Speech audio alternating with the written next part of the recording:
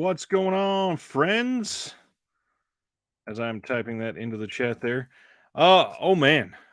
First off, I feel like I haven't done this in forever for some reason because I've been off this whole week. I took this entire week off of work, so I'm like itching to be with people, and I'm just stoked that you guys get to be my attention tonight. So thank you for being here. Man, some of the closest people here already. I love you guys so much. What's going on, Lissa? Glad you're here. Sardis, hello, hello, hello. Sardis, I got to tell you about something in just a minute. You're gonna laugh like crazy at this. John, how are you today? Jeff, what's going on? Eric's here. Glad you are here, sir. Dave, hey. Foo's here. Glad you could make it tonight, my friend. Mitchell. Oh, and Flickering. I feel like you haven't been here in a while. Glad to see you, Flickering. Cohen. Oh man, the real world chaos is kind of scary as shit right now, to be honest. What's going on? Hilton, right on time. Hey, baby, my friend Jacob. And Collector, happy Thursday to you. And my sister's here too. What's going on, Courtney? I'm glad to be here with you guys. It is going to be an interesting night. It's an interesting week overall. We didn't get a ton of announcements, but we got some good ones, that's for sure. Neil, hey, how are you? One of my cats just jumped on my desk and wiped his ass. First time I threw him out in the cold. Oh, Sardis, man. You know, that reminds me. Oh, Media Heist is here. What's going on, Media? So what I was going to say, Sardis, you were going to get a kick out of this. We had the conversation on Kino and the physical catalogs that they still send out. I think it might have been on the other channel on Discovering Cinema. And somebody commented saying that I was anti-old people because I was saying that was an outdated practice. Even though I feel like a freaking boomer amongst all these people. And a lot of the people that are here right now in the comments are older than me. I am very, very happy for the people that are here supporting me, supporting the channel, being a part of the community. And a lot of us are not spry like we used to be. So I got a kick out of that. But especially for somebody like you who's been around for quite some time, I figured you might like that. So tonight, as normal, we are going to go through all of the weekly announcements, go through what is coming out next week. Next week? What was that accent? Next week, but that is not very much, by the way. We got a really slow week for actual releases. But I also got something exciting to let you guys know about. Next Thursday on this show, I'm going to have my friend Chris from the They Live by Film podcast that I did a video with just a few weeks ago on my channel. He's going to be coming on and going over all of the announcements that are coming out in this coming week.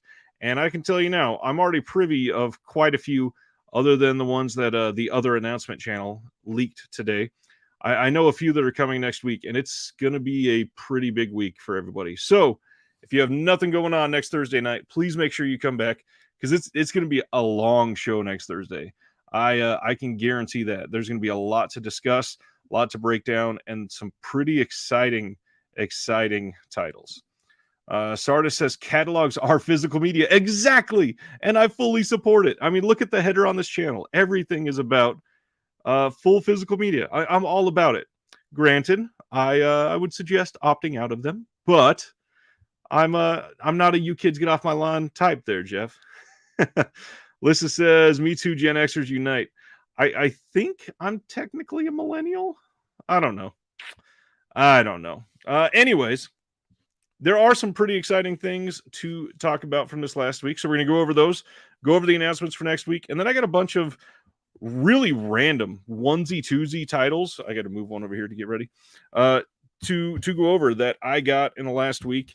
And we'll talk about some of those as well. So let's get into it. Of course, this loaded incorrectly. So let me go back and give you a hint of what's coming. So first, The Warriors. This is kind of a massive deal. This is The Warriors coming not in 4K, which a lot of people were hoping for, but this includes the theatrical cut. So from Imprint Films that announced this literally right after the stream last week. I posted these before even going to bed last Thursday night. This 1979 cult classic is now available in this all-new limited edition release, featuring together for the first time in HD the original 1979 theatrical cut in addition to the 2005 director's cut.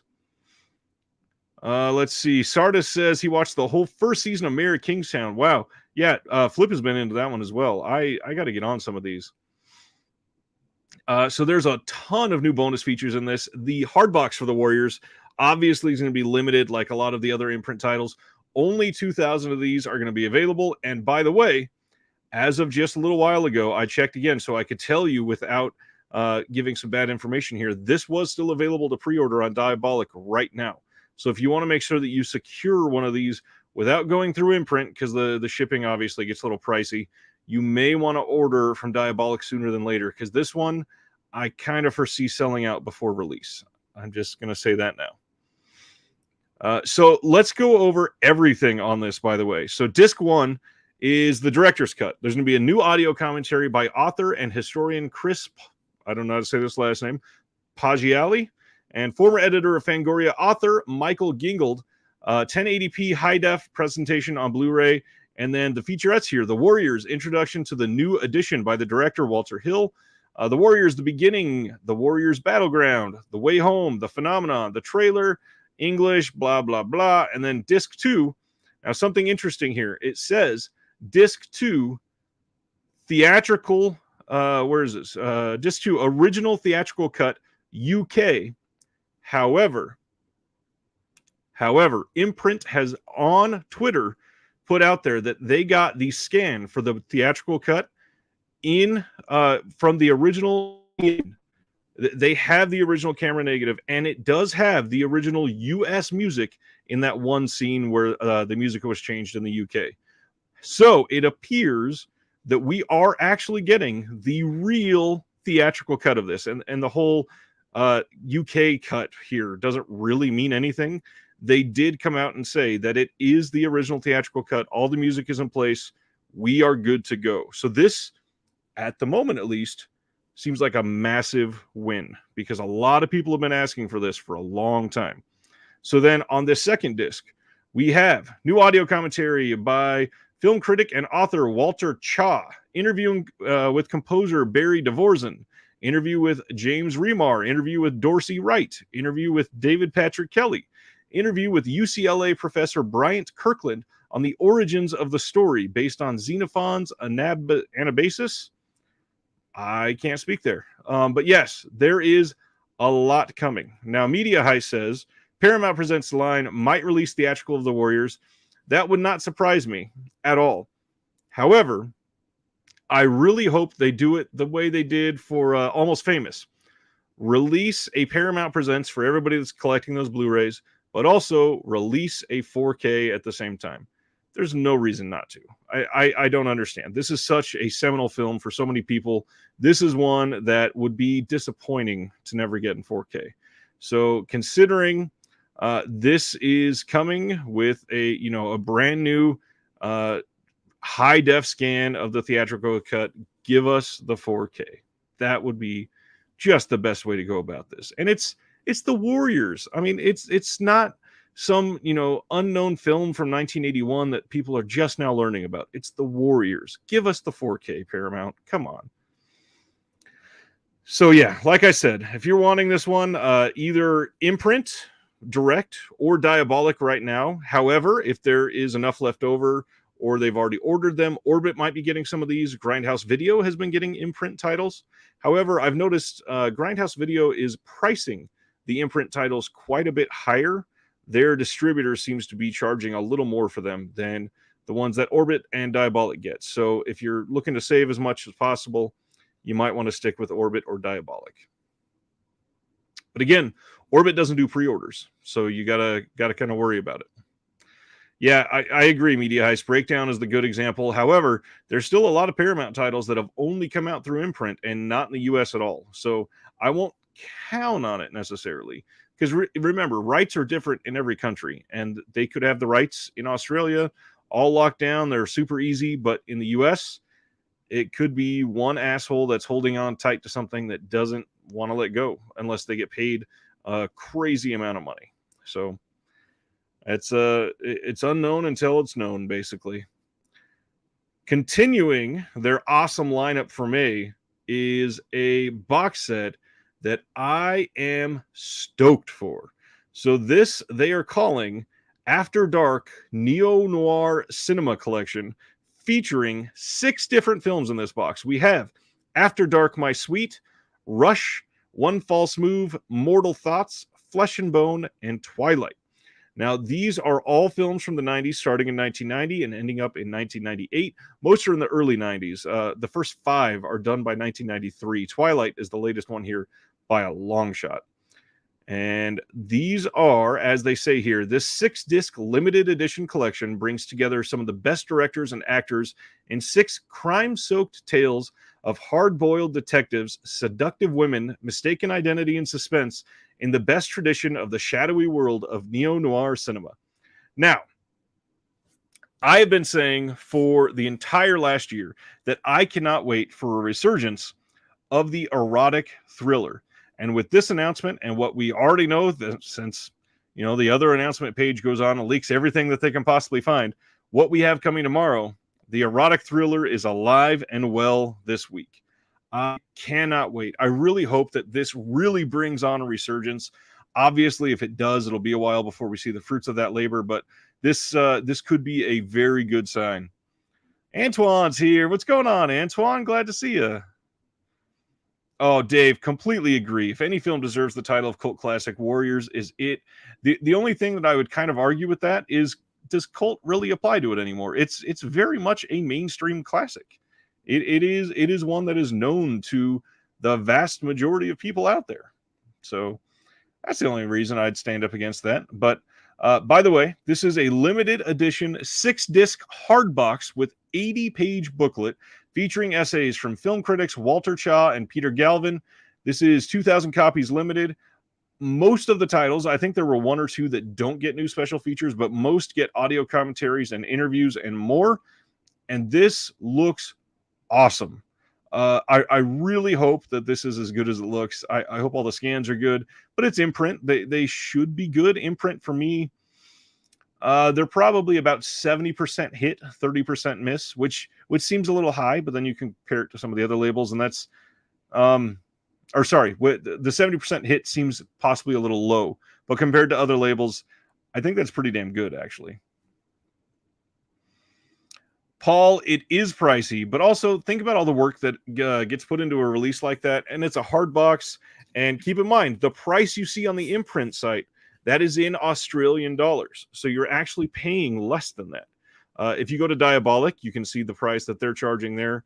I don't have that number offhand, but it's an interesting release, at least. So this one looks great, especially After Dark My Sweet and Rush. I remember One False Move. I don't think I've seen Flesh and Bone or Twilight, but man, this box set, just exactly the type of thing I want to see. And then obviously, not to be a leaker myself, but if you're out there following another channel, you know what else is coming from Arrow tomorrow, so it'll be the perfect companion for this. Both coming out in May. Flickering says, Flesh and Bone and Rush jump out at me, but something about putting all 6 in a box makes it mighty inciting. Probably enticing is what you meant. Yes, I completely agree. Yeah, all 6 of these together, it's pretty much a must-buy, in my opinion. Paul says $54 for the Warriors at Diabolic, which, yeah, that's a lot, but it's also something that we've been waiting for a long time. $136.99 for After Dark. That does seem pricey. But I mean, keep in mind, it is 6 films with new special features. A little more than $20 a movie. 20, what is that? 20, almost 23 a movie. Yeah, that feels a little high. But they were not done for the month. They still have other stuff here. Imprint is also releasing The Contender from 2000. So this one says, sometimes you can assassinate a leader without firing a shot. When the truth becomes a weapon, power comes at a stunning price. And this cast, my God, this cast. Gary Oldman, Joan Allen, Jeff Bridges, and Christian Slater deliver electrifying performances in this controversial, suspenseful, and critically acclaimed thriller. Sometimes I just said that exact sentence. Why would you duplicate that? So on this one, special features and tech specs, 1080p high-def presentation. Again, odd that Imprint does not usually specify on these. Is it just an old 1080p scan? Is this a 2K scan? Is this a 4K scan? No clue. This could be a 20-year-old scan for all we know, and it was just upgraded for high def. So we'll find out more about that later, hopefully. This has an audio commentary with the writer-director Rod Lurie and an actress, Joan Allen. 10 deleted scenes with optional audio commentary by the writer and director. The making of a political thriller, behind-the-scenes featurette, interviews with the cast, B-roll, short featurette, 4 TV spots, and then all the standard stuff that goes with it. Again, limited edition slipcase, and on this one, it's only 1,500 copies. So if you're really wanting this one, I don't see it going super fast because it's not a title everybody was clamoring after, but there are quite a few people that are trying to stay, fully up to date on Imprint. So a lot of people are ordering every single thing they put out, which is a lot. This is only the third for the month. I think there's still 2 more. So it's quite a lot. Let's see. Hilton says, After Dark, My Sweet is a good Jim Thompson adaptation. Nice. Paul Kersey, by the way, this is a cool discussion. Thanks. Yeah, we do this every week. Hope you come back, Paul. Hope you're subscribed. It's a hell of a lot of fun. We go over everything all at once, get a lot of people's opinions, and then we talk about what's coming out next week. Sometimes I do a digital copy giveaway, we do a collection update. Sometimes I add something else on to the end of the show. Paul says, I reached out to Imprint via email. They told me the Warriors is the existing Paramount Master. Thankfully, it looks decent at least. It's been available on digital for a little while, but it'll be nice to have a physical copy, and the encoding on that is always better, pretty much. So I'm glad we will have that. Moving on, Bloody Sunday. This is like the perfect Imprint style release. They've been doing this for quite some time. Let's see. Antoine says, shipping in Canada is killing my collector habit. Yeah, I don't know what's going on right now. I feel like the bubble has to burst soon on international shipping. I sent a not large, and it certainly wasn't heavy. I think it was, right around like 2.5, maybe 3 pounds box to Canada recently. And it was probably like the length of, let's see, probably about 3 Blu-rays. Length of about 3 Blu-rays, maybe the width of 2. And just to ship that to Canada was $25.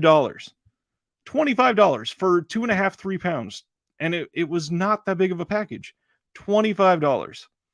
I am just flabbergasted that it would be so, or no, sorry. Man, that's why it blew me away so much. The $25 was one I shipped to Russia recently. I shipped 1 Steelbook to Russia, and it was $25. That Canada thing, that was 3 Blu-rays by 2 Blu-rays, was $45, and it was 2.5 or 3 pounds. It is crazy how expensive that was. $45, and he doesn't live far into Canada. It's not, trekking through the backwoods with snowshoes for a week just to get this to somebody's front door. $45 to Canada. Something has to happen soon. International shipping cannot be this expensive. We have to have some sort of bubble on this soon.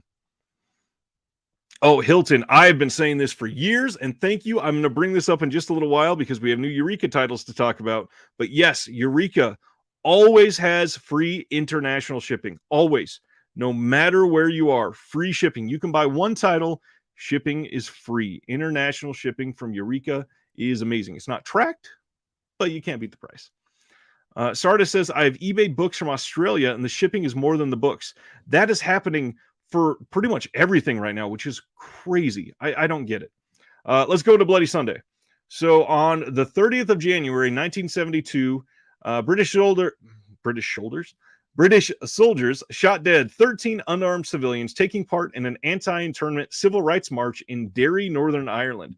The event was a major turning point in the history of the modern Irish Troubles, driving many young men into the IRA and fueling a 25-year cycle of violence. This powerful, award-winning film tells the story of Bloody Sunday in just one day from dusk till dawn. This film is from 2002, and I have to be honest, I don't think I've seen this one at all. It's not ringing a bell. It's something that I simply cannot. I can't remember it at all. And on this one, there is a 1080p high-def presentation on blue, audio commentary by writer-director Paul Greengrass and actor James Nesbitt, audio commentary by the co-producer Don Milan, and Ivan Cooper Remembers Bloody Sunday, History Retold featurette, Forces Are Here featurette, Shooting Bloody Sunday, Paul Greengrass, Not So British, a Q&A with the director, cast and crew interviews, an encounter between Jimmy and Ivan, and then all of the standard stuff. And this is also limited to only 1,500 copies. But this, to me, sounds like a really, really great release.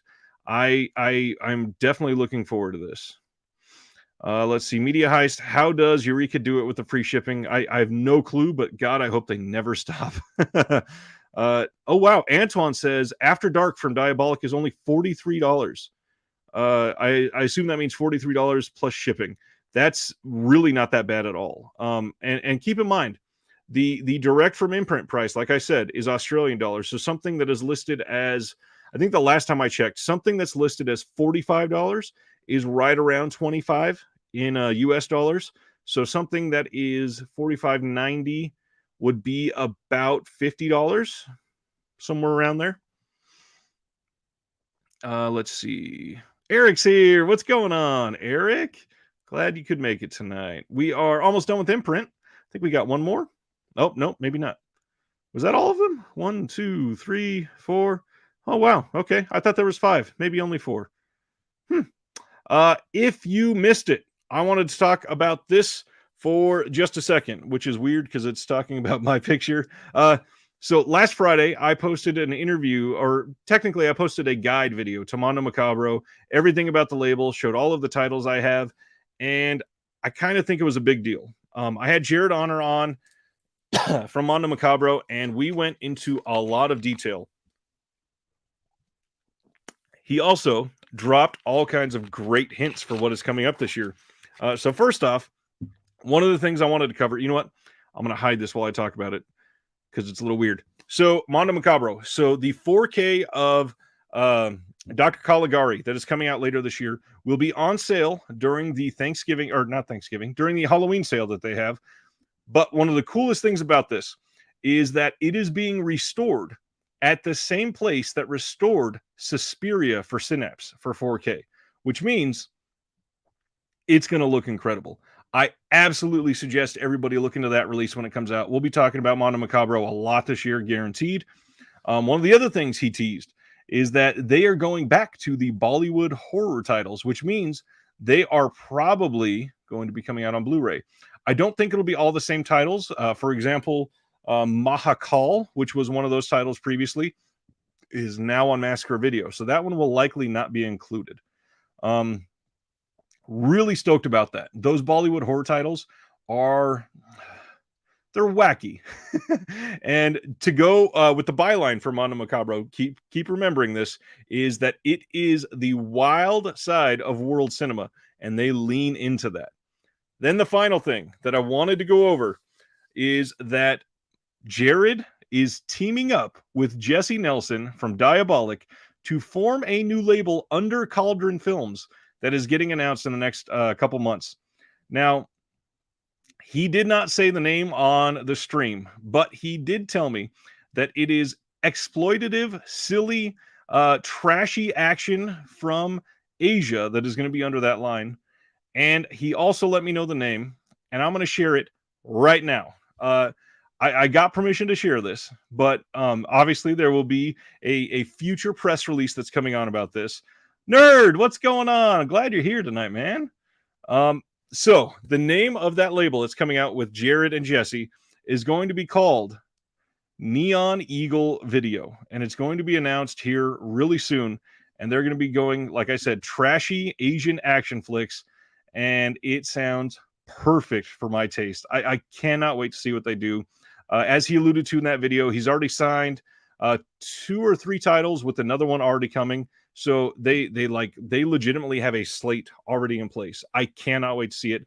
If you did not watch the Mondo Macabro video, Please go back and give it a watch. Share with anybody that might be into it. I think it was a really well-made film, not to toot my own horn too much, but I loved it. It was so much fun. Antoine, it is going to be, what is it, 87 or 89? It's the U.S. Caligari from the 80s. And it's going to be incredible. Couch, what's going on? Glad you're here tonight. Jeff, completely agree. Another label, I need a bigger room. And by the way, on Eric, Asian Trash is nice. Exactly. Where's our Girls with Guns films? This could be it. We'll find out if this is what is coming from them. Jeff says, another label, I need a bigger room. I will also sort of announce that tomorrow I'm releasing it's been a long time, guys. You might have forgot that these exist. But the 7th video in my series for the boutique labels that I collect, and so should you. It is all done, all uploaded, scheduled to go live tomorrow. Probably going to do a premiere and be a part of it with all of you. It's going to be interesting. Can't wait for it. I hope you give that a watch. It is the penultimate one. I've got one more coming that is just Vinegar Syndrome and all of their partner labels, but this last one gets weird. Paul, the chat each week is at 8:30 Central, 9:30 Eastern. What is that? 6:30 Pacific. Every Thursday night. All right, let's get back to the announcements. So speaking of Mondo Macabro, it was an incredible weekend for Mondo Macabro because we found out that pre-orders for the next bundle of their releases is coming on March 24th at 9 a.m. Pacific, only at mondomacabro.bigcartel.com. And we already knew these titles, so this wasn't super exciting for the titles, but we did find out all of the features and everything that we have listed here. So this first one is Hotel Fear from 1976. This is one of the covers they released. Here is the alternate. First of all, this is one of the main ones that I can't figure out which one I'm going to want to display on this one. I love both of these covers. I'm kind of thinking this one, though. This one's pretty nice. So this is, the story takes place in Italy towards the end of World War II in a rundown hotel on the shore of a large lake. A strange assortment of guests are staying there. They seem to be either suffering from mental illness, involved in scams of one sort or another, or hiding from something in their past. And this goes a lot deeper than that. I just kind of teased at the synopsis here. But due to distribution problems, the film has been hard to see. It has never been released in the US before, and this is the worldwide premiere on Blu-ray. And I love when labels are finding something that's never been on Blu-ray anywhere. And, you know, first of all, it drives some people that want these titles to these other labels. A lot of people don't go to Mondo Macabro, and finally, they get a chance to see something like Hotel Fear, and in high def for the very first time. I cannot wait to see that. John says, I leave them as is because to me, the point of getting these red limiteds is for the numbering. While true, that don't forget, that's not the only part. They do also have the physical stuff on the inside, whether it's the art cards, the booklet, whatever. Some have both. I do agree with you on the numbering, though. It is important to see that. Let's see. If we get Girls with Guns flicks, that'll be a dream come true. There are so many of them. And that's why I said it would be nice to see, because they could sustain a label for that for a long time. It would be nice to be able to get into that and just keep reaching into that bucket and put it right into my veins, basically. Oh, man, I wish. So the features on this, we are getting a region-free Blu-ray, 1080p presentation of a brand new 2K restoration of the OCN. See Imprint, this is how you announce it. We do know it's a 2K restoration. You have a choice of Spanish, Italian language tracks with separate English subtitles for each. Brand new interview with the director, new interview with actor Luc Miranda, archival interview with Francesco Barilli, brand new audio commentary by Rachel Nisbet and Peter Gilmstad of the Fragments of Fear podcast, and there are alternate scenes in the trailer.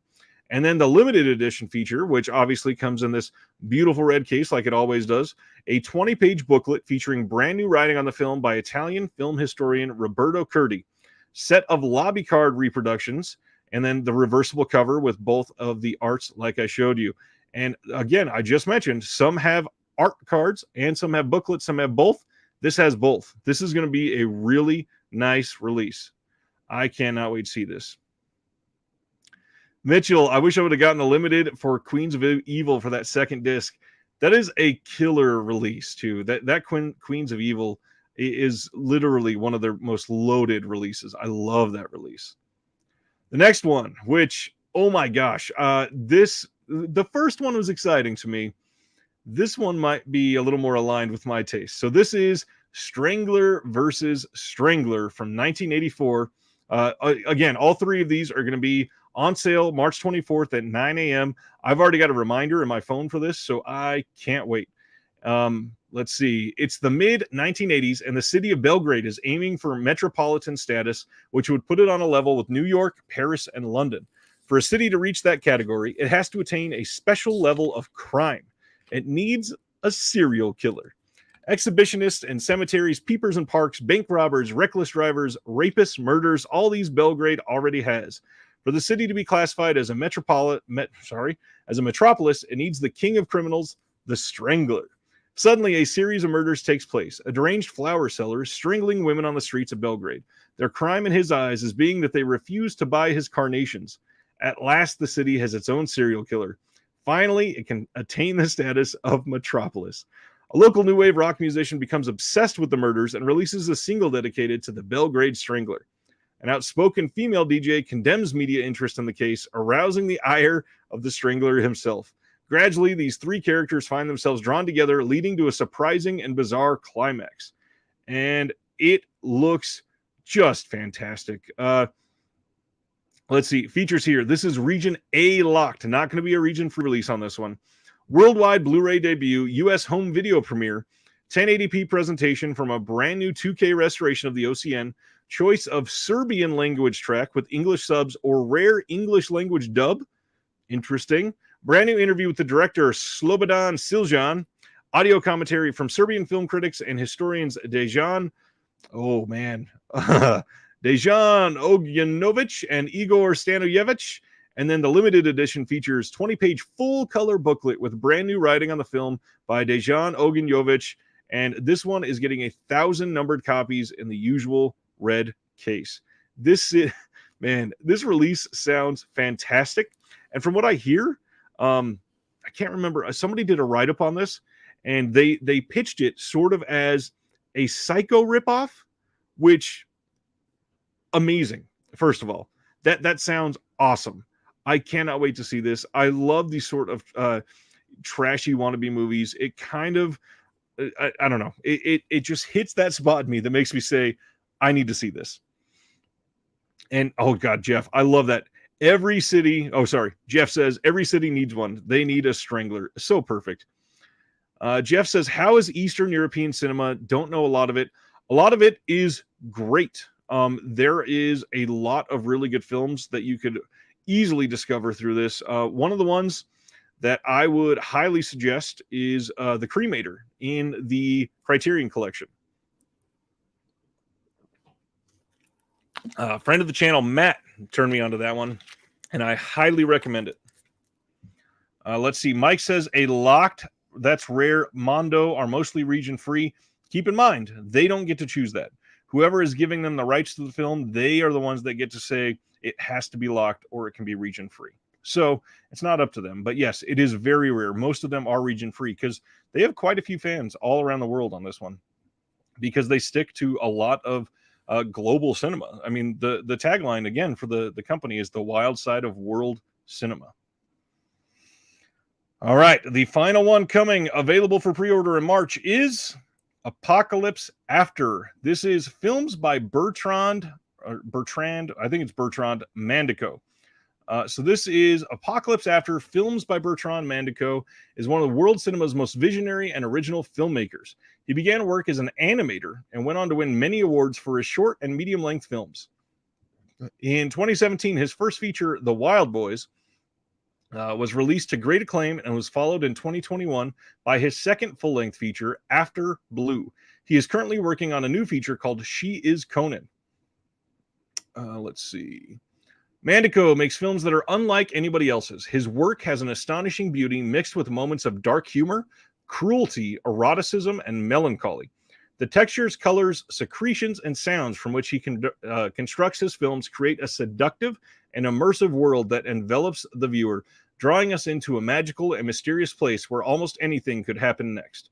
This Region A Locked, another one, contains 11 films by Bertrand Mandico, all in glorious HD.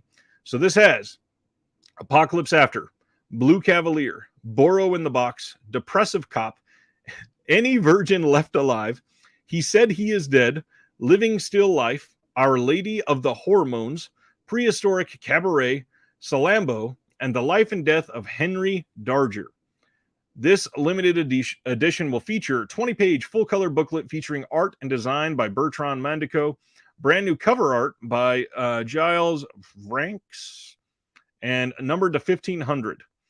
And this limited edition blue will go on sale along with the other two that we've already talked about, and available to buy separately and as part of a bundle so that you can get a slightly reduced price if you're getting all three, which is interesting. But the more important part here, let's see, where does it say?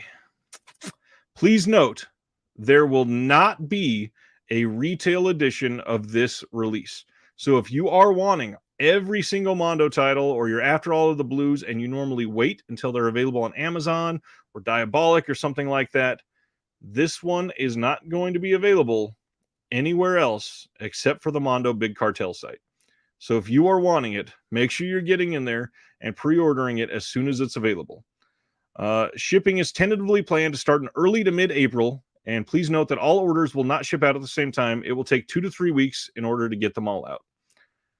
The bundle option is really cool here, but the fact that this will not go to retail will make it a bigger deal. Now, I seem to remember a conversation that I was reading on Twitter a while ago, and if I'm remembering right, this is also going to be released by Altered Innocence. And if that is the case, that could be why it's not getting a retail release. I don't know the whole story behind that, and I may be wrong here, so don't take that and run with it and say, Ryan said. But if I'm remembering right, this might be kind of a co-release, and that's the only reason that Mondo is getting how many of these? 1,500 numbered copies in the usual red case. But if you were wanting Mondo, you like Mondo, you're into all things Mondo Macabro, you got to get in there soon and get this one ordered right after that goes live. All right. Any other questions or comments about Mondo? It was a big weekend for that video came out and they announced all of their pre-orders. It was the perfect time just to talk about all things Mondo Macabro. I loved it. And that bundle is calling my name. Cannot wait to get that one in. Okay, moving on to the next one. From MVD Rewind, they are not pumping the brakes on the re-releases here. We are getting Nicolas Cage in Vampire's Kiss from MVD Rewind. This is coming June 21st. This is the 1989 film that was previously released as a double feature from Scream Factory. Now, if you notice, there are no new special features here. Nothing. The only reason that I would say get this instead of the Scream Factory release is this might have a little bit better picture quality because it's going to be the only movie on the disc, whereas the Scream Factory one was two films really compressed on a disc together. So that could be a good reason to have it. But it's genuinely, it's not a bad movie. It's actually pretty good. And I love Nicolas Cage. I watched one of his best movies ever just this week, and we might be talking about that in just a little bit. But yeah, Vampire's Kiss is coming from MVD Rewind this summer. Won't go into that too much. It's been long talked about over the last few years. This one came out of nowhere, however. This is a TV movie coming to Kino Lorber from 1979. We are getting Mysterious Island of Beautiful Women. This is a new 2K master, and I know nothing about this, but it was written by Gary Sherman and directed by Joseph Pevney. And considering that it was a TV movie, it's probably not going to be all that saucy or anything. So we'll see. This one, the jury is still out. Not many people have seen this one. But this one from Kino, kind of a bigger title here. Human Desire from 1954, starring Glenn Ford. And this was directed by Fritz Lang. She was born to be bad, to be kissed, to make trouble. Don't have a date for this one yet. This is another one of the crazy. Kino says it's coming soon, and then it might come out 2 months from now. It might come out 14 months from now. So we'll see soon. Kino was not done for the week, though, because they announced a big one. We are getting The Manchurian Candidate, the 1962, the great one, with Frank Sinatra and Janet Leigh and Lawrence Harvey in 4K UHD with the brand new Dolby Vision HDR master. Again, no release date on this one, but this is one that I'm stoked about. I can't believe we're getting this in 4K already. I kind of expected this to be coming eventually, but Kino is just going all in. I've got one of their 4Ks to show tonight that I picked up this week. And this is, to me, this is kind of a must buy. I can't wait to see what this looks like in 4K. This is, directed by John Frankenheimer, and a lot of names in this that you'll recognize: Angela Lansbury, Henry Silva, James Gregory. Let's see, James Edwards, shot by Lionel Linden. Yeah, this is a very interesting one. Disappointed or relieved it's not Criterion at this point. Very relieved. I hope everything goes to somebody else that's not Criterion at this point. I gotta be honest. She owns the big heat. Great performance. Nice, Jeff. Yeah, I mean, Kino, just again, banger after banger after banger. It's let's see. Mike says Human Desire was put out on Eureka, good noir. Very nice. I don't think I realized that Human Desire came out from Eureka already. Let's see. So, speaking of re-releases, Cabin in the Woods is coming out on the same 4K disc, no new features or anything like that, but Lionsgate is continuing to wow with some really good steelbook art, and this is up for fairly inexpensive. This was up for, I think it was $24.99, but it could be bought for $19.99. We'll talk about that in just a second too. With these really interesting, let's see, I think I have one. No, I'll show that later. Really interesting slipcovers, and this one just works really well. Really good art, looks great. I'm glad they're putting it out. Not much else to say because it's the same movie with the same everything that we've had for years. But speaking of Best Buy, so Best Buy, has anybody checked this today? Because I have not checked today. Last time I checked was last night. Best Buy was having a sale on their website where if you put at least 2 pieces of physical media in your cart and go to checkout, they would take 20% off the entire order.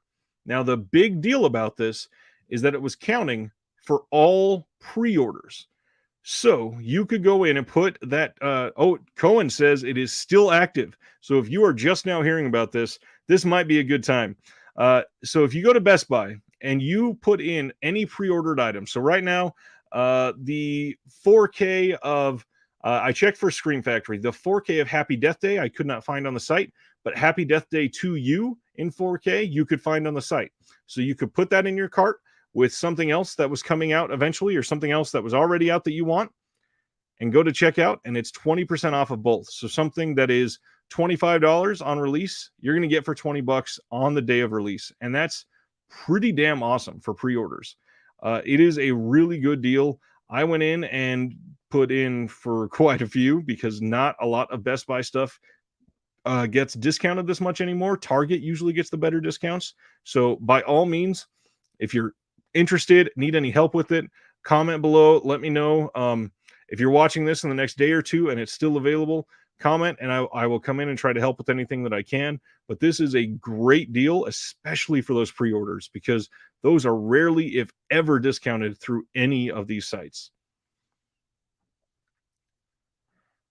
Let's see. We got a replacement program coming for We Await and Red Spirit Lake from Vinegar Syndrome. OCN Distro actually is the one that put this out, not Vinegar Syndrome. And the label that did it under OCN is Saturn's Core. And there is a problem. What they say here is the commentary for We Await is missing from the disc. Because the commentary track for Red Spirit Lake is over both movies. So it simply got copied. Yes, Cohen says that Best Buy sale is not for everyone, but it is a lot. Alligator 4K isn't discounted, but Alligator 2 is for some reason. So it's It's really random what they're picking, but I pretty much everything I checked, except for about 5 or 6 titles that are out already, we're all working. So it is certainly worth it to look into. So yeah, like on this one, the commentary track is doubled across both movies, so they're going to be replacing it. And if you bought it through Vinegar Syndrome, you don't have to do anything. They'll send you another one. No big deal. It sucks, and it's going to cost them money, but you're going to be fine with it. We got some announcements from Oscilloscope. I've talked about these guys quite a few times on this channel, and we're going to talk about why in just a second. But they announced the next 2 titles coming out from them. First is No Ordinary Man, the Billy Tipton documentary, which is from 2020. So, American jazz musician Billy Tipton developed a reputable touring and recording career in the mid-20th century, along with his band, the Billy Tipton Trio. After his death in the late 80s, it was revealed that Tipton was assigned female at birth, and his life was swiftly reframed as the story of an ambitious woman passing as a man in pursuit of a music career. The genre-defying documentary No Ordinary Man seeks to correct that misrepresentation by collaborating with trans artists. As they collectively celebrate Tipton's story as a musician, living his life according to his own terms, they paint a portrait of a trans culture icon. No Ordinary Man features leading voices and breakout stars in the trans community, including Marquise Vilson, Scott Turner Schofield, Susan Stryker, C. Riley Snorton, and Thomas Page McBee, among others. This is awesome. I'm so glad that they're giving a voice to the artists in this community, and I can't wait to see this documentary. Oscilloscope does really, really good work on documentaries, especially, and this is one that is going to be coming to me, and I'll tell you why after we go over the next title, which is Les Notres from 2020. And this one says, to the tight-knit community of St. Adeline, Quebec, Magali appears as a normal suburban high school sophomore surrounded by friends, but this popular teenage girl is harboring a shocking secret. She's pregnant. When Magali refuses to identify the father, suspicions among the townsfolk come to a boiling point, and the layers of a carefully maintained social varnish eventually crack. Now, the worst thing about these 2 films is that the only special feature on both is a trailer.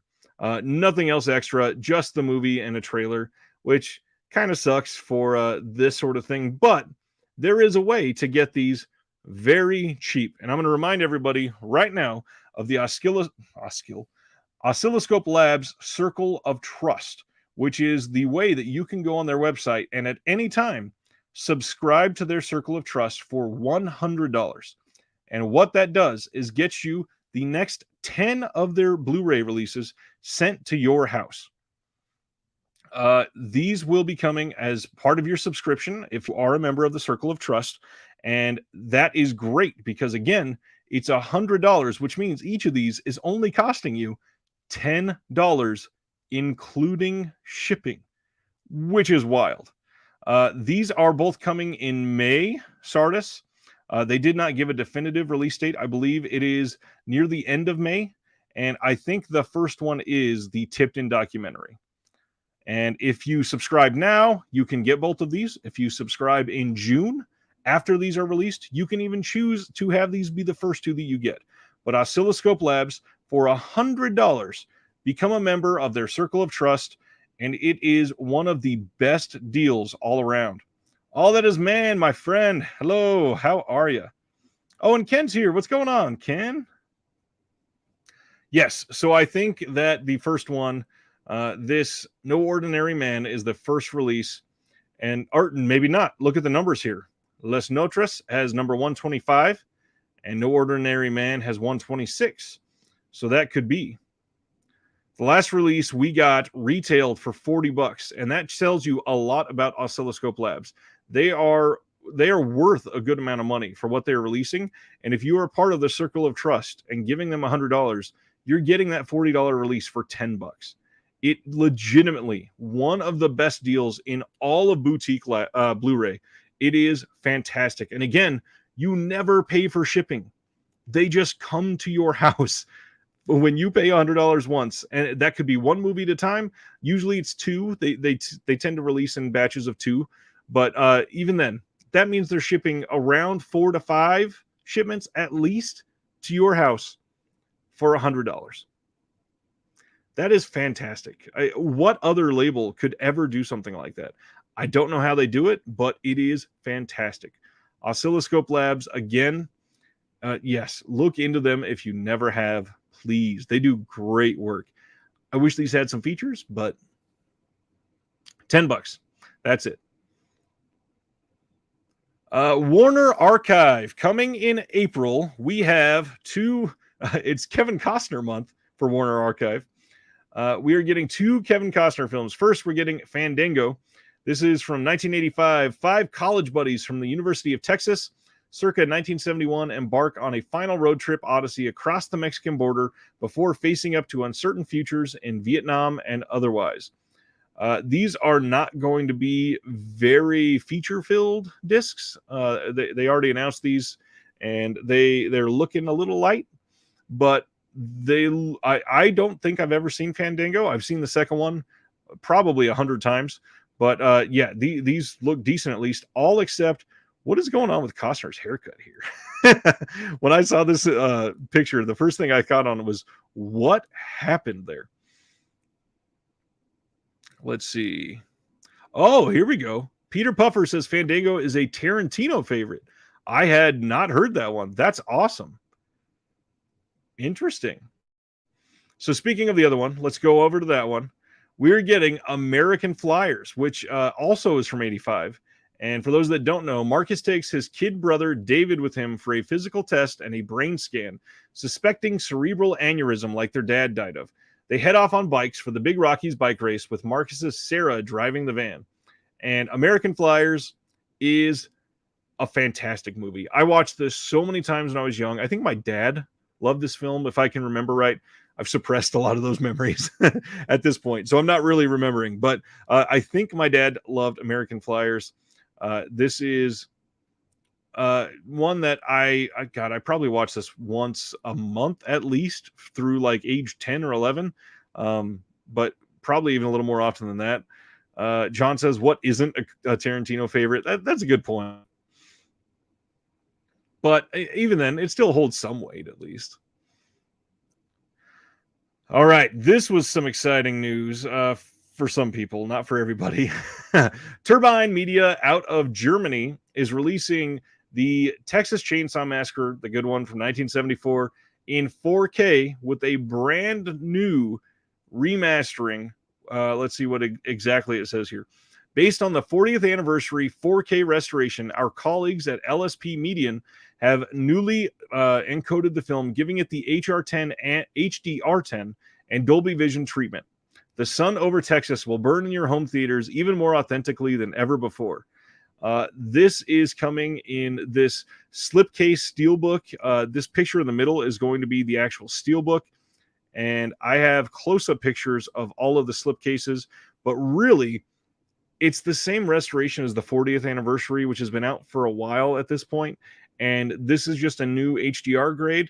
To me, it doesn't seem super worth it unless one of the new art pieces really sticks out in your mind. But from what I hear, these are selling very well still, and they may be gone soon anyways.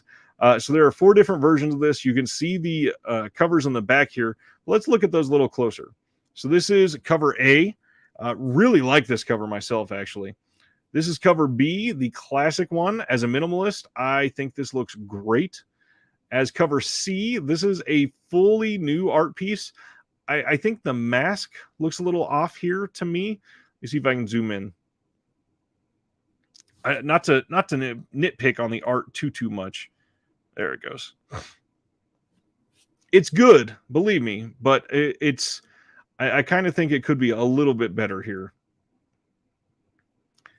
Let me zoom this back out. And then the 4th one is the classic art that they've been using for the last like 15 years, which I am so tired of.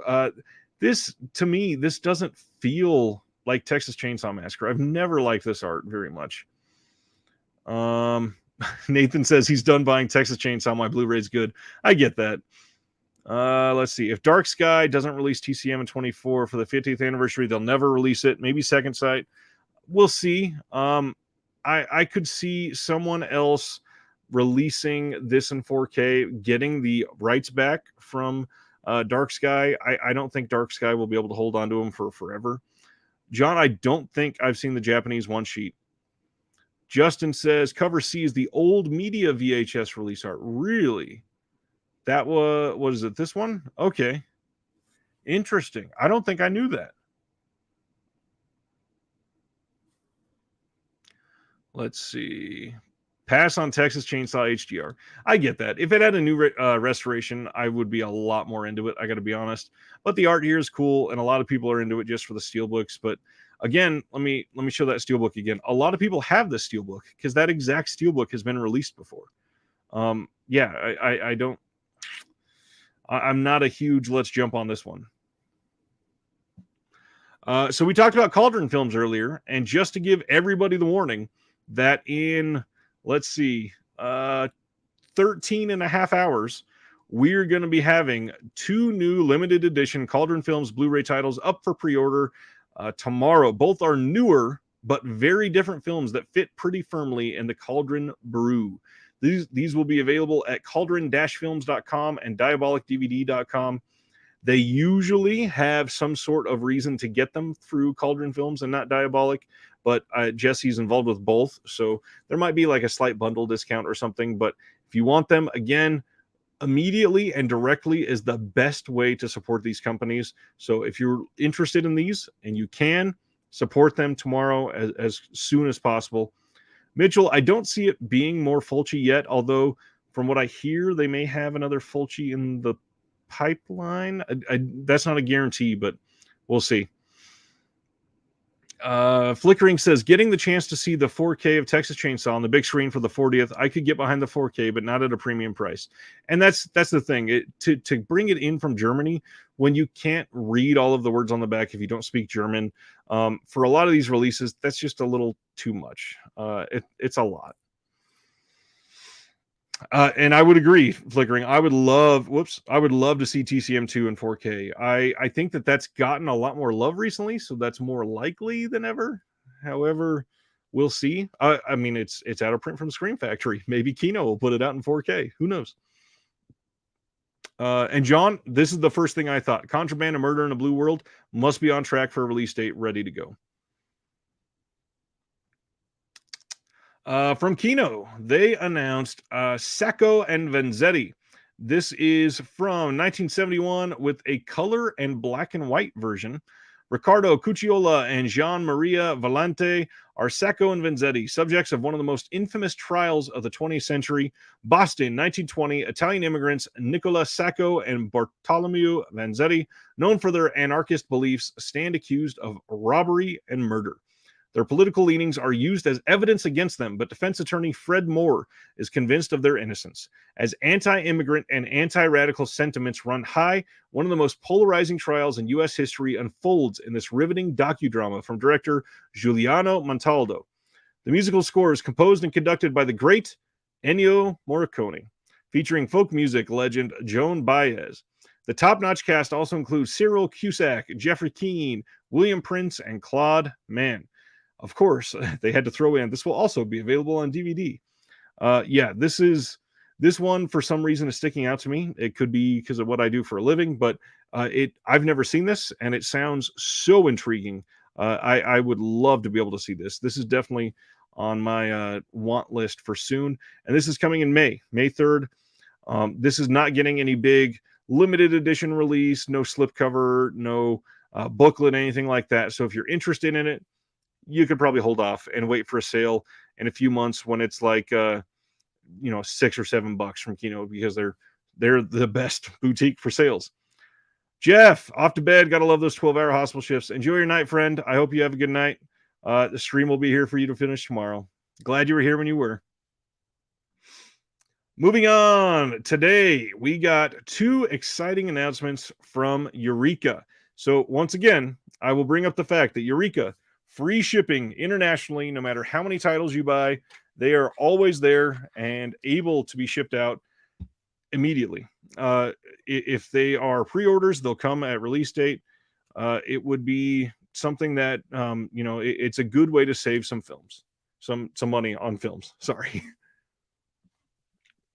But yeah, keep in mind, no tracking on that free shipping.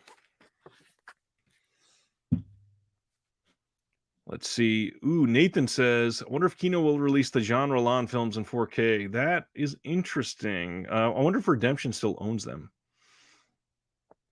Nerd was thinking about buying Vampire because Criterion has a release of this. And the Criterion release, if you get the limited edition, does have it's like 280 or 300 page book of the screenplay that comes with it, which is a really neat piece. But keep in mind, this one also sounds fucking incredible. So this is from 1932 and a just bang up amazing movie. So this is Dreyer's Vampire, one of the finest and most enduringly mysterious of all horror films, will be released on Blu-ray for the first time in the UK. How? From a brand new 2K restoration unveiled for the film's 90th anniversary. This is coming on May 30th as part of the Masters of Cinema series in a limited edition set of 3,000 copies, featuring a hardbound slipcase and a 100-page collector's booklet. 100-page collector's booklet. Just wow. They really went all in on this. So to go into the details, the first foray into sound filmmaking by one of cinema's pivotal artists. Wow, losing my mind. Vampire remains a cornerstone work of the horror genre. The dreamlike tale of an occult-obsessed student's visit to a small French village as he is drawn into the unsettling mystery around a stricken family struggle with malevolent forces remains an unparalleled evocation of the uncanny. So again, let's see. Hardbound slipcase, all new 2K digital restoration of the German version by the Danish Film Institute, completed in 2020 after an extensive decade-long restoration process with uncompressed mono soundtrack.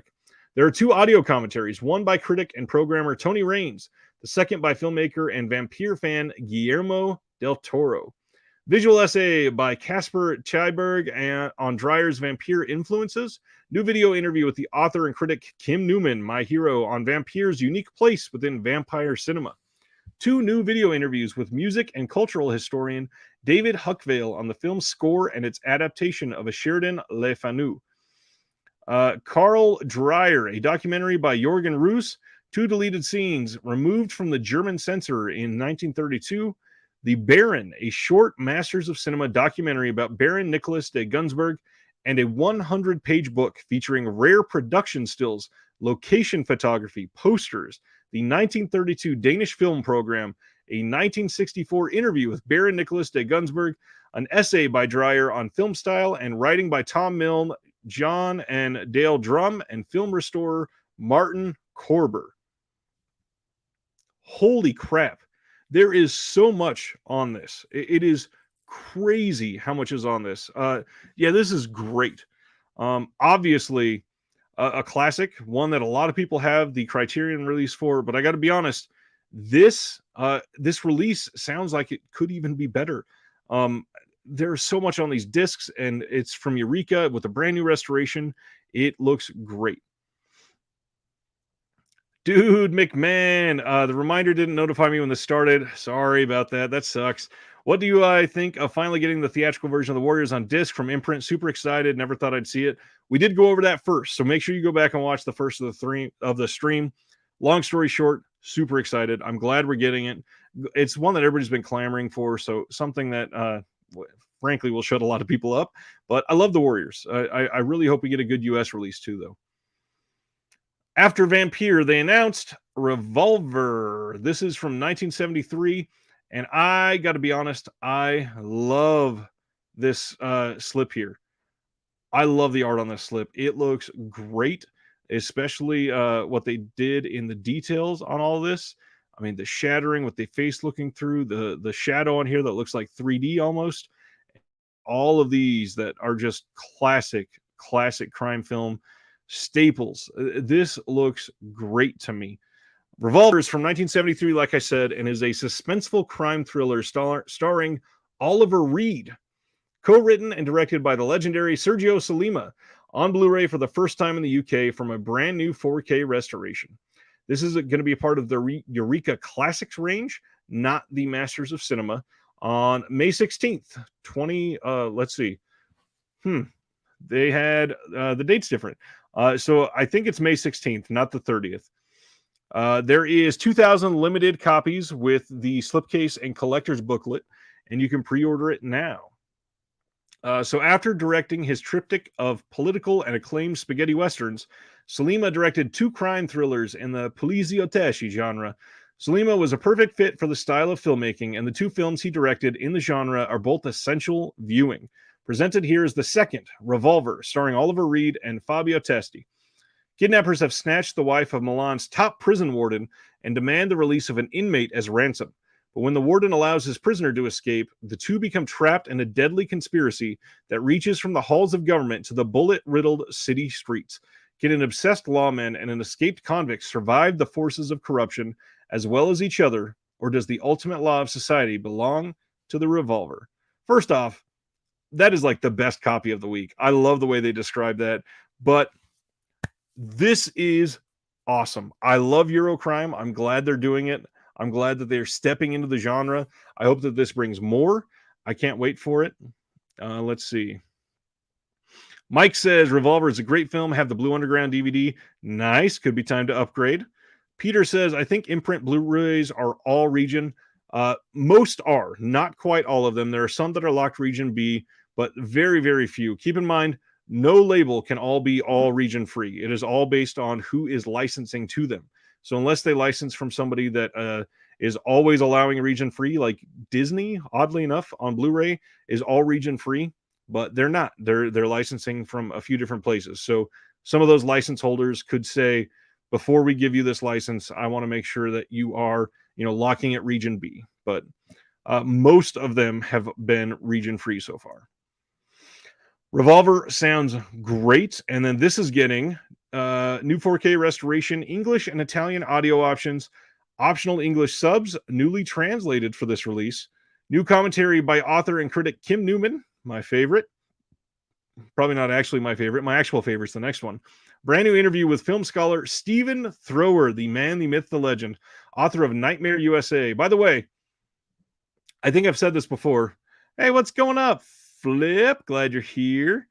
If you have never read Nightmare USA, one of the best books that you can read on cinema, if you're into exploitation, if you're into this style of film, if you're into anything from like the early 60s to the late 80s, Nightmare USA is such a great read front to back. And Stephen Thrower is a fucking god in my book.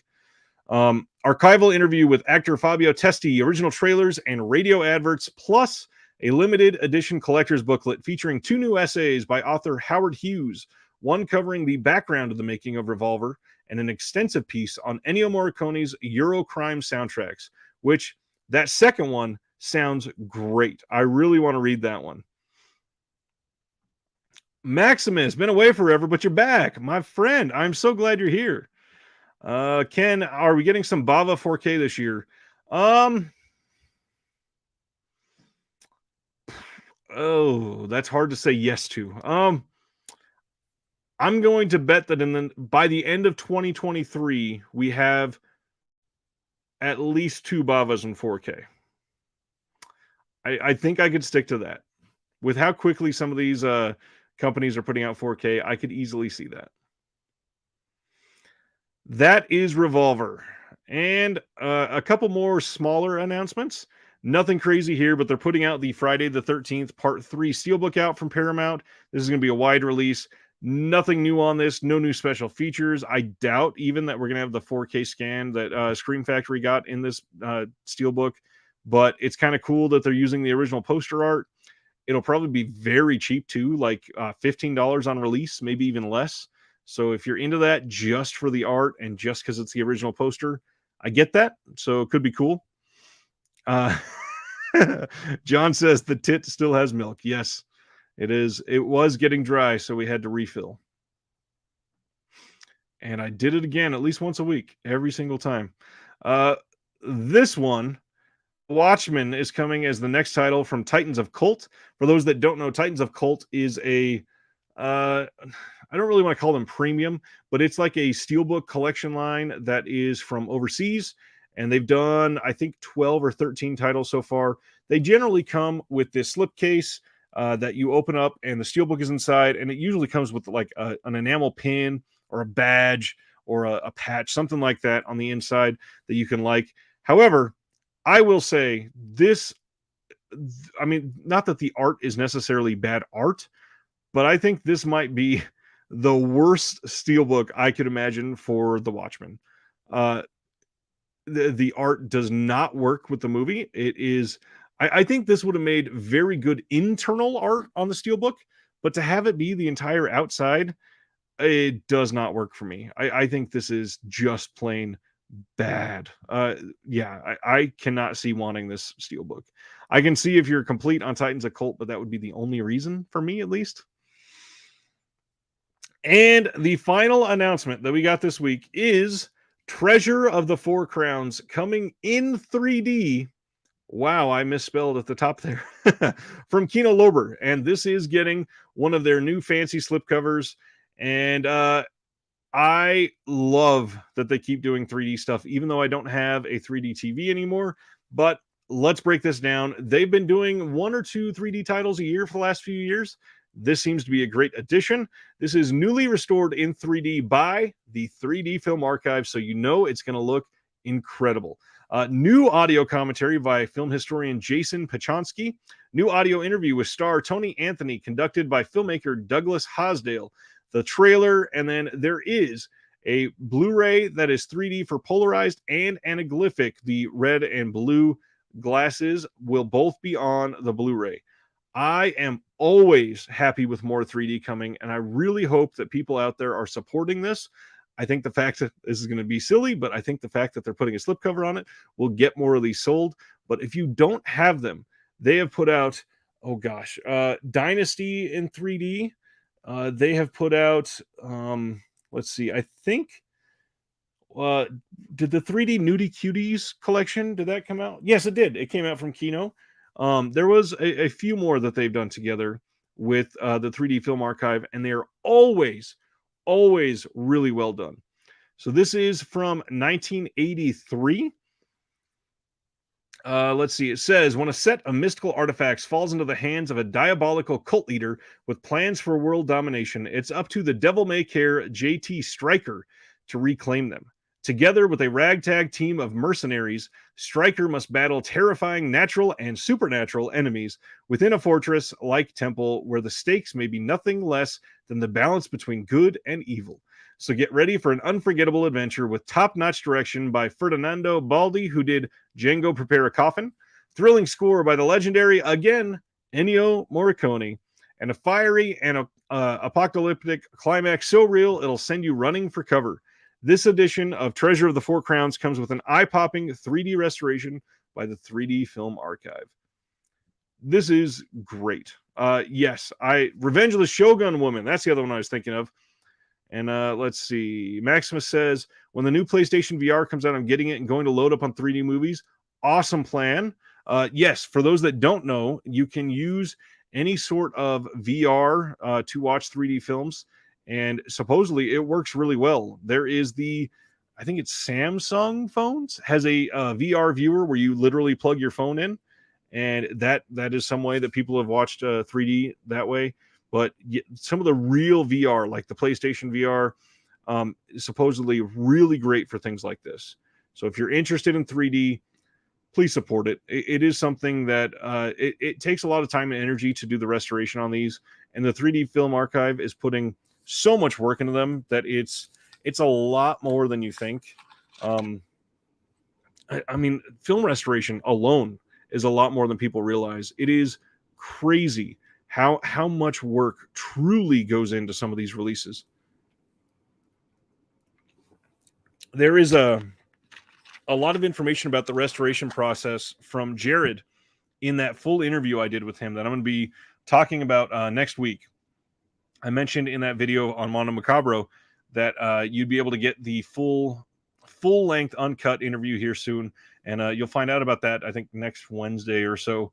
But it is a lot of work to restore film. They were talking about the Caligari. They bought full rights in perpetuity, so they own it forever. And they've been working on the restoration for literally years at this point. I was also listening to a video interview with some of the individuals from Arrow Video, and they were talking about how much goes into 4K restoration and the cost between 4K and Blu-ray and how those compare. And it's crazy how much more it is. To give an example, they said that some of the 4K releases they've put out, to put out 4K compared to Blu-ray, was literally going to be 3 times the cost. 3 full times the cost of the Blu-ray release to put out the 4K, which is a lot. Yeah, I understand why that they are hesitant. I understand why some companies were hesitant to get into that, because that's a lot to commit to. Mitchell says, I'd love for them to do Paul Naschy's Frankenstein's Bloody Tear in 3D. Yes, please. That would be great. Okay, next, we always go over what is coming out next week. And next week is a light one. So let's take a look at it. We have the Batman, the complete series, the Daniel Craig 5-film 4K collection as Bond, Scooby-Doo, Where Are You, the complete series. This is just a retail version. Belfast, the Oscar-nominated film, is finally coming out. We have Flea. This is the Oscar-nominated animated film. Prehysteria 2 from Full Moon, whatever. And then, again, like I said, it's a very light week. It picks up again the following week, as you see here. But really, next week is very light, especially for boutiques. There's really nothing there that I even truly call a boutique release. So it's going to be a light start to the month of March. However, what we don't have coming next week in releases, we have coming in the next week for announcements. So next Thursday, and I'm not done yet. We're not shutting down the stream or anything, but next Thursday, just to tease, like I said, I have Chris from They Live by Film coming on the show. We're going to break down all of the announcements for starting from right now all the way through next Thursday at about 8 p.m. We are going to have Arrow Video announcements, Vinegar Syndrome announcements. I believe, if my source is correct, we're going to have Scream Factory announcements early next week. And there obviously is going to be Kino, probably some Steelbooks, other stuff peppered in there. But it is going to be a very busy week of announcements. So next Thursday is going to be a big show, and Chris is going to be here. And hopefully you've seen the video with Chris. Dude is so knowledgeable on film. He has just really dived in and had conversations with some of these labels in the last year and shared some really great knowledge. They Live by Film is such a wonderful podcast. I really hope you go out there and subscribe as you're driving to work or something. It is a great way to find out about some of these things. Plus, the podcast has 3 hosts, and they're just great to listen to. They interact perfectly. John next Thursday is going to go to Gotham City, and I'm so jealous. I won't say that I'd rather be there, but I'd kind of rather be there. Peter says, I'm willing to pay for their high-quality restorations and transfers. Super excited for the awesome Kino Lorber Touch of Evil 4K, which is already shipping to some people. And I don't think I've read a review on the quality yet, but I can't wait to get mine in. I think mine may have shipped. I ordered direct from Kino, but if not, it should be shipping the next week or so. I can't wait to see Touch of Evil in 4K. All right. Next up. Oh, wait, hold on. Mitchell says, oh, by the way, I have to return my Dragon Ball Z releases from recent releases. Walmart exclusives are not the discs from the 30th box, which weren't great, but only release in original format. Interesting.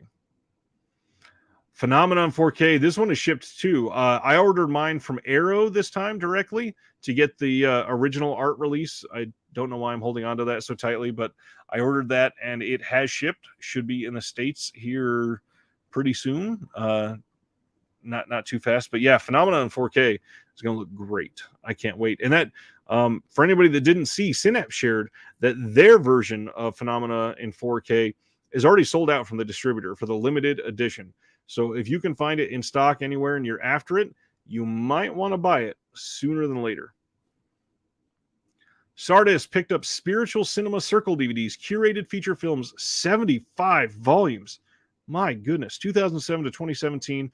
I watched for 10 days, 4 people bidding against each other. I snatched it with 11 seconds to go.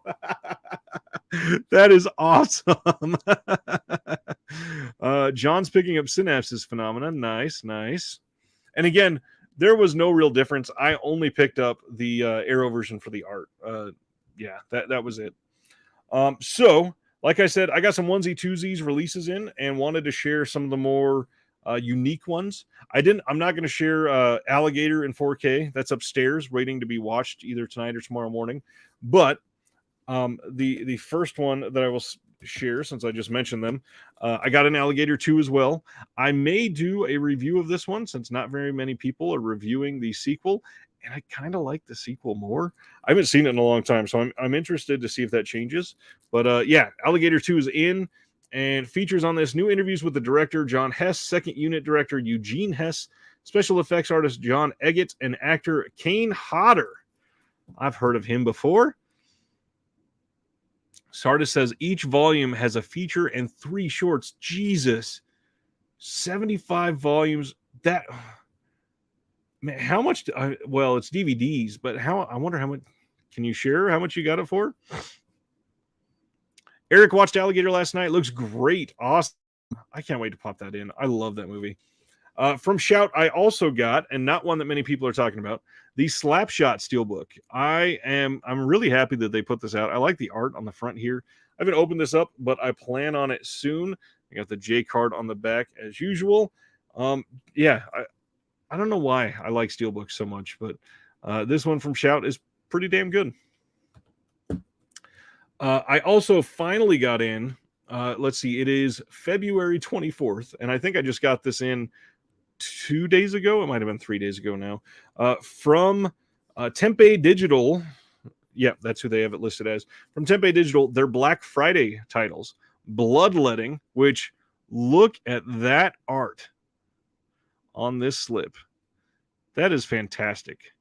Bloodletting. And then, of course, the back is autographed by star James L. Edwards and J.R. Bookwalter. Here is the art on the back. And then this is another one where, because it's over a wrapped Blu-ray, it's kind of hard to get the slip off. This is the inner art. Some people may recognize that. It says, the only thing standing between Butch and Serena will die. Tempe Digital's little hit or miss for me, but these sounded really good, and it was a decent bundle price. Speaking of decent prices, Sardis got that Spiritual Cinema Circle for $150, and some of the shorts won Academy Awards. Nice. I bet that's probably the only place you can get some of those shorts on physical media then. The other one that came out through Tempe Digital, this is J.R. Bookwalter's Shocking Shorts. And this is speaking of shorts, as Sardis just did, this is a trend that I can get behind. There are quite a few companies. Who else just recently did it? It was BFI, I think, for their flip side. They've been putting out some shorts recently, and the shorts are notoriously hard to come by on physical media unless they're just, looked at as a special feature. And a lot of times there are some really good shorts that they're not connected to any feature film. So it doesn't make sense to have them as a special feature.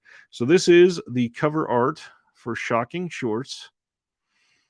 And again, signed on the back by J.R. Bookwalter, just like a lot of their releases, since he is involved with the label. And this one says, prior to embarking, let me hold it like this so you can see it. Prior to embarking on my first feature, The Dead Next Door, in '85, I cut my teeth making short films as a kid. After discovering the Super 8mm camera my mother used to document childhood events buried in a closet, my school chum David Barton and I began churning out our own versions of the stuff we grew up with. From Star Wars to The Incredible Shrinking Man to a backyard version of Zombie, these little movies planted the seeds of what would follow. Although some of those shorts were never finished, the Blu-ray disc you hold in your hands includes just about everything I shot between 78 and 85, lovingly restored from a 2K scan of the original Super 8 film elements for the first time ever. Gasp in excitement as Star Wars action figures are poorly animated.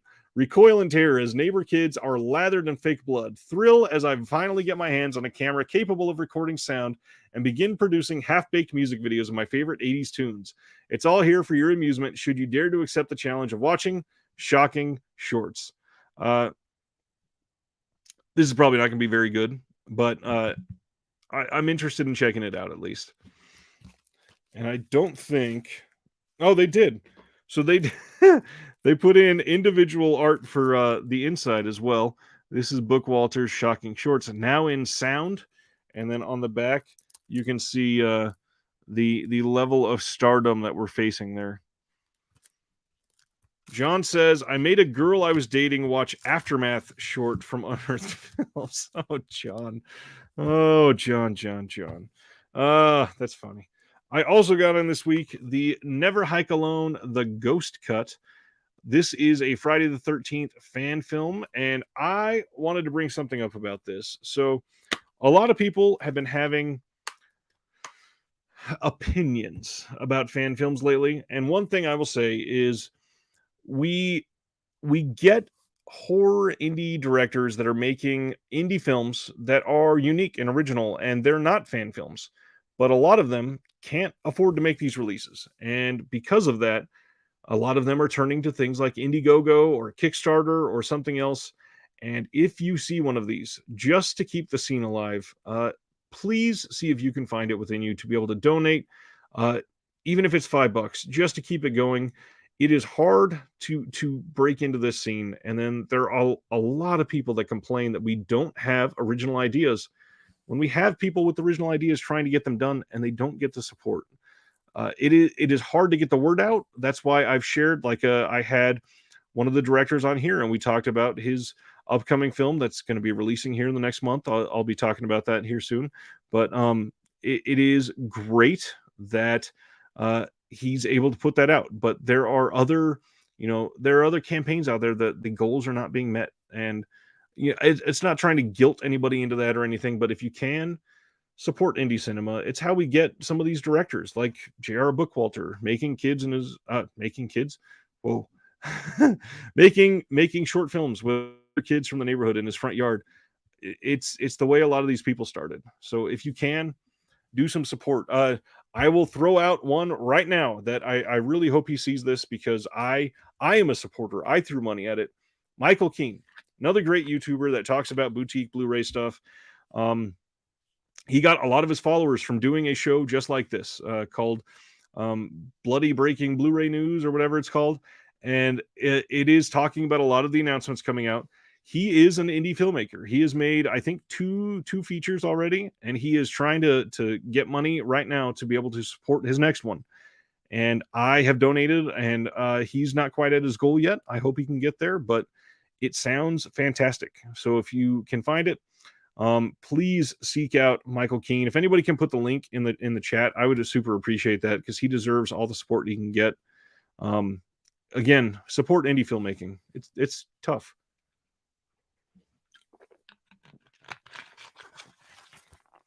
I love that a few of you are talking about shorts now. So Flickering says, one of my favorite shorts, the name of which I can't remember, is 20 minutes taking the viewer from New York to LA by car. Would love to see it again. That sounds awesome. Sarda says there's a series of DVDs called Short Cinema Journals out there. I found the first 9. I know there were at least 12. Interesting. Maximus, how could anyone hate on fan films? They can be fun, and even if they're a waste of time, at least there's some heart in it. What I've been hearing lately is, again, I'll bring up Never Hike Alone, because it's the one that I've been hearing the most jabs about. Everybody says, oh, it's a fan film and it sucks. And granted, it's not like the best Friday the 13th film or anything like that, but it's more Friday the 13th content. And right now, we're not going to get an official release of a Friday the 13th film, possibly ever. Because the rights are so fragmented, it is not going to be something that we're going to be able to just get in 2 years. There's a lot of negotiations that would have to take place. So comparing that to, Friday the 13th Part 5, it's not going to hold up to that, because it's an indie film and it's not one that's been out for, when did Part 5 come out? 84 or 5 or whatever. It's not, been in the lexicon for the last 37 years. It's not something that everybody has, been able to digest and fall in love with for 37 years. But maybe in 35 years, we're going to be looking at Never Hike Alone and say that was a masterpiece. And I'm so glad that I have a Blu-ray copy of it. So that's one of the reasons why I support stuff like that. But I also support weird transition there. I also support big movies like, I love The Green Mile, and this just got a 4K release, and this pretty decent steelbook here, like the art here. The back though, not too great. It is made, when you open it up, you see the entire thing. which is okay, but I don't really open up my steelbooks to display like that. I do have many that I display like this, so it would have been nice to have something a little more dynamic, but it's nice. And I'm glad to have it on 4K, and I will be watching that again soon. Like I just said earlier, Kino has been putting out some great 4K titles, and I just got in the latest, Some Like It Hot, really great movie with Marilyn Monroe, Tony Curtis, and Jack Lemmon. John, I don't even see a link, so it definitely did not work, sadly. Perhaps post the link in the comments below instead of in the chat. Yeah, if you post it in the comments, everybody can refresh and see it there. The link, I don't think the links usually work in the chat unless the creator posts it. So please, if you can, just post it in the comments. That'd be great. So the special features on this one, let me hold this up again, comes with a nice slip and then 4K. And also, let's see, 4K Ultra HD special features Blu-ray. So the Blu-ray is just for the special features. We have an audio commentary by film historian Joseph McBride, author of Billy Wilder, Dancing on the Edge. Audio commentary by Paul Diamond and screenwriters Lowell Gans and Babalu Mandel, featuring interviews with Tony Curtis and Jack Lemmon. The Making of Some Like It Hot, The Legacy of Some Like It Hot, Nostalgic Look Back, a documentary. Interesting title. Memories from the Sweet Sue's, Virtual Hall of Memories. Billy Wilder and Volker Schlondorf discuss Some Like It Hot, tribute to IAL Diamond, and the trailer. There's a lot on here.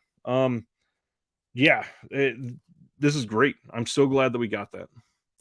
Mitchell says one of the best. I agree. Let's see. Peter says it's always great to support creators that are creating good stuff. It's important. Absolutely agree. Mike asks, do you prefer The Green Mile over Shawshank? Ooh. That is a great... Mitchell says, is it the same on the inside? I have yet to get mine. Let me check. It is not the same. The inside, whoops, looks like this. It is them running from the wall. So, interesting. Let's see. This is the Blu-ray disc, so that goes in the back.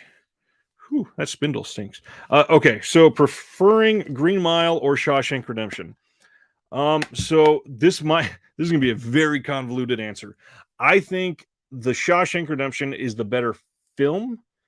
I think the Green Mile is the much better story. I love both, believe me. I think that Tom Hanks is one of the best actors of all time, but I really love Tim Robbins, like way more than I should.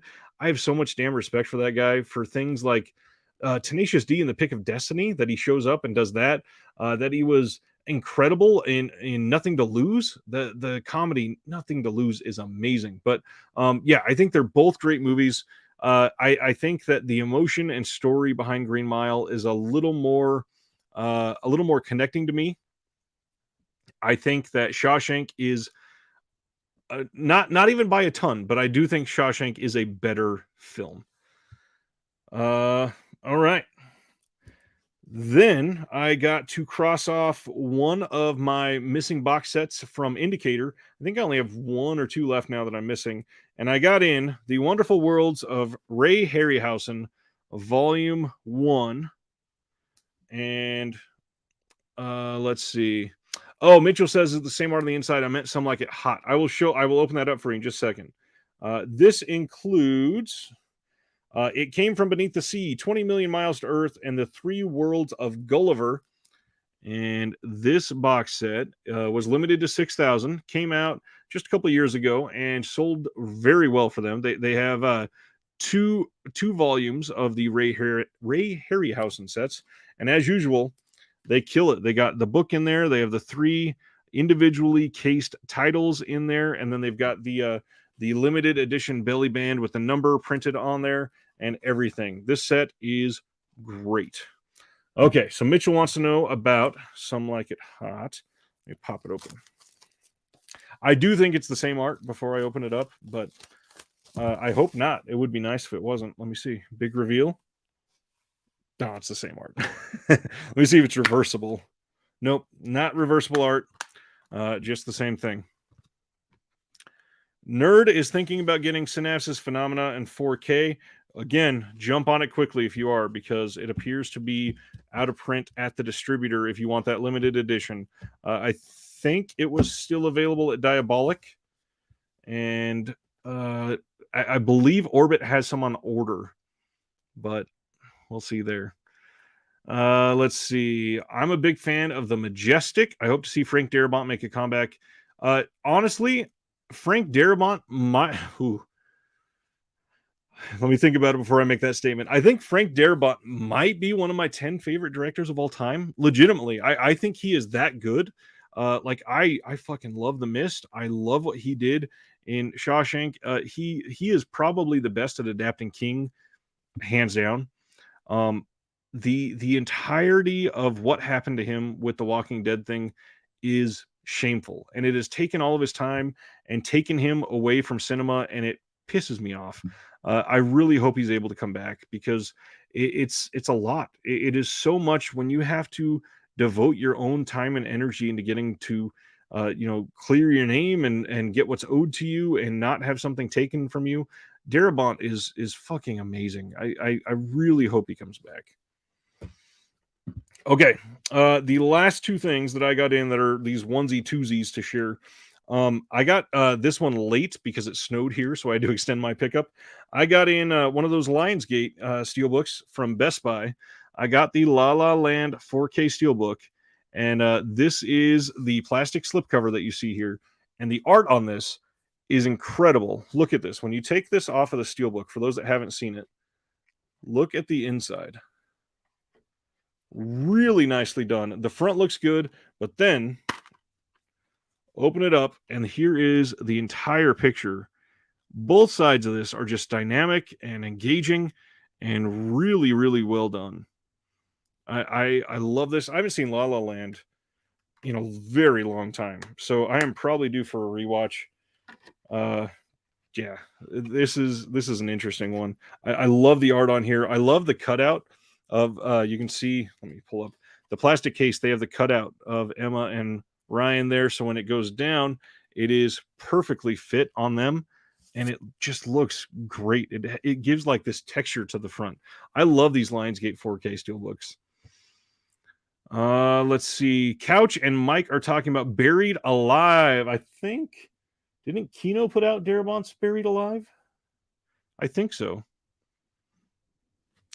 If I'm remembering right, they did, right? Oh, there you go. Even Lissa says, I have Kino's Darabont's Buried Alive. Perfect timing with that, Lissa. Thank you. I got in the other Lionsgate steelbook that just came out, and let me pull that one open. La La Land I had to open because it was so great looking. This one is not quite as good, but also still pretty damn good. I don't I don't love this movie. I think it's good, but the big thing is I didn't have this on 4K. My wife wanted to see it, so I had to get that. I got in the Hurt Locker, and again, plastic cover on the steelbook. Here is the see-through on the back, and you can see the art that is behind it. When you take off the plastic cover, you get the engaging inside art, which that is pretty dang good art. The only thing I will say is the silhouette in the background. Neither one of these are really done that great. Like, to me, that looks like ludicrous, and it's obviously not. Here is the entire thing opened up, and then they went with a similar art style on the inside. And I'm going to show you the discs too on this one, because they went kind of all out for the art on this one. The art on the inside is them disengaging one of those, which is kind of cool. But then look what they did with the discs too. Let me show the first one. So this is the 4K disc. They made it look like it's marked with a Sharpie, and it's got this fake printed on sticker on the top here, and it looks textured and everything, like it's properly done. The Hurt Locker disc 1 Ultra HD, and on the side it says to Will from Beckham, best quality. And then it's got a little $4.50 price tag on the top. I really like how in-depth they went on this. And then the second disc, Blu-ray, they did the same thing. Hurt Locker disc 2 Blu-ray with the sticker. Flickering is asking, and you were getting the steelbooks shipped. Most of them, yes. Which one of the two? I think it was the La La Land. I was able to get in store the night that it was released because I didn't get that one on pre-order, and then Best Buy does this weird thing where it's on pre-order for a while and they take it down from pre-order, and then you have to wait until it's released to hope to get one if it's going to sell out. So Hurt Locker I had pre-ordered. La La Land I missed somehow, and then I got that for in-store pickup. But most of them are coming in good shape. I think my distribution center is better than others, though. Most of mine have come in a box. A few have come in one of those little bubble wrap envelopes, but I know that there are other people that post online that they get them in really bad shape. So it's kind of a toss-up. I would get one to see what they do for you and see if it comes undamaged. But even then, when mine come in a box, they're not very protected. There's like a single air bubble in there, and that's it. So it can still rattle around. And speaking of that, I put up a video on how to protect shipments this week. So if you need to, you can send that to some of your people that you're buying from. Yeah, I wish Best Buy would do a lot better in protecting steelbooks. Okay, last thing I was going to do tonight is talk about things I have watched recently, because I've not done that enough on this channel in like a month and a half. So let's go over some of those. Skolder's here. What's going on, Skolder? And yeah, Buried Alive is Blu-ray, Mike. Let's see. Find my Letterboxd.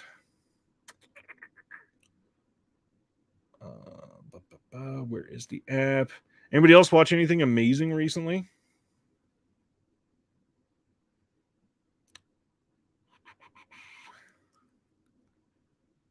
I am pulling up my diary now. By the way, if you don't follow me on Letterboxd, there is my name on there, of course, disc_connected. Please follow me, and I will follow you right back. All right, so I'm going to go over what I've watched recently, which has been quite a lot. So just in the last week, which has been good for me, because I'm working a lot, and I've got kids, and it's hard to watch a ton of these.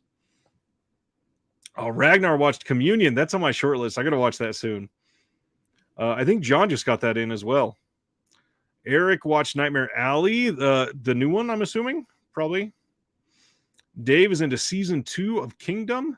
Mitchell has been watching Fellini's Casanova. Very nice. Oh, man. Eric saw Titan. Literally in a group chat tonight, people are talking about Titan, that they watched it today. Mine's still on pre-order because I got it with other things that haven't been released yet. So when that gets here, I'm putting in Titan the day I get it. Okay, so in the last week for me, do I have it close to me still, or did I put it away? Put it away. Okay. First, I finally saw Wind River. Wind River was great. I do not love what's his name, Tyler Sheridan. I'm not like, yay, Yellowstone or anything like that, but genuinely, Wind River is a masterpiece. I don't necessarily know why it stuck to me so much, but that movie hit hard. I loved every minute of it. I loved the snowy setting that they had. I loved everything that they put into that. Jeremy Renner and Olsen, what is her first name? Is it Elizabeth Olsen? Yes, I think that's it. She, for me, usually is not one that has a ton of charisma. And for some reason, it worked so well for me. They both, I don't think I've seen either one of them perform better than they did in that film. I loved Wind River. And then, as a 1-2 punch, I followed that up. Peter says, Wind River is starring Hawkeye and Scarlet Witch. Exactly. Oh, that's right, Skolder. Skolder's been watching Oscar nom films, Licorice Pizza and King Richard. How is King Richard? Because I feel like everybody's saying it's amazing, but then most people haven't seen it. I don't know. So following up Wind River, I watched Nicolas Cage in Pig, and that movie is really good. First of all, Cage is amazing, probably his best performance ever, and the movie overall is good. It's not like this top tier masterpiece that everybody was saying was great, but it was really good. I think without Cage, it would have been about probably a 3 for me, 3 to 3.5. But with his performance, it was easily a 4 to 4.5. I loved it. I was so invested in the storyline. It was so well done. Pig was great. I loved Pig. Follow that up with let's see, somebody mentioned it. Mike. Mike says Texas Chainsaw was okay, not great. Texas Chainsaw, I watched. What day did I watch that? I watched it on the 20th, which means I watched it Sunday night. I live streamed on that with my sister, who is in Phoenix, and we watched Texas Chainsaw together. And I don't even know how to approach this. Like, it does not deserve all the hate that it gets, but also it was not amazing. There are certain things that don't work for it, but not for all the reasons that everybody is saying. Like, it is not woke garbage. It's not in your face. It's not picking a side and telling somebody that they believe wrong or anything like that. I had somebody tell me that was anti-gun. I almost felt like it was pro-gun. That more than anything, I don't understand those arguments about it. I think Texas Chainsaw was a solidly entertaining slasher flick. The problem is if you go into a movie like that expecting, this Orson Welles level of storytelling or, this Frank Darabont-esque unraveling of a story from start to finish that leaves you anguished the entire time, you're never going to get there. It is not that type of a movie. It's just a movie to sit there and have fun watching. It was fun. There was some stupid stuff that happened. Like, who had who I can't even say the sentence. Who has their entire weight of somebody held up on a chainsaw and tossed like 12, 15 feet away, and then is somehow living 5 minutes later to talk to somebody? It was crazy in a lot of things, but it was not as bad as everybody's made it out to be. It was fun. It was entertaining. I don't know. It was not terrible. Then one after that, I watched one that a lot of people have talked about for quite some time that I heard was very disturbing, and it was pretty disturbing, but it wasn't like top tier disturbing or anything. I finally saw The Eyes of My Mother. That is from 2016. And if you have ever wanted to see an art house horror film where they are merged in a very, very meaningful way, The Eyes of My Mother is it is a very good movie. Yeah, I liked it a lot. It was beautifully shot. It was something that was acted perfectly in a story that I didn't really want to be listening to, but the thing was that it made me want to keep watching.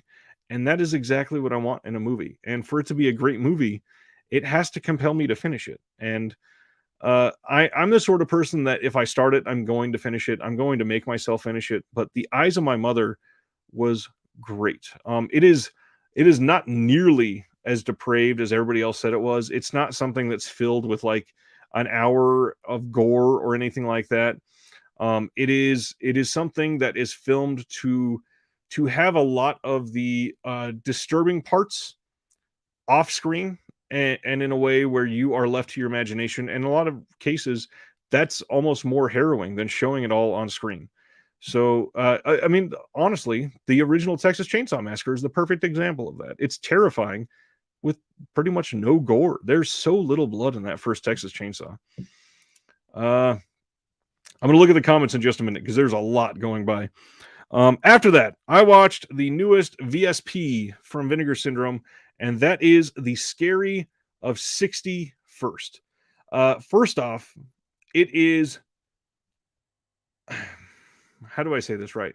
It is a movie made for a very specific audience, and I was not that audience. For me, I gave it about a 3 out of 5.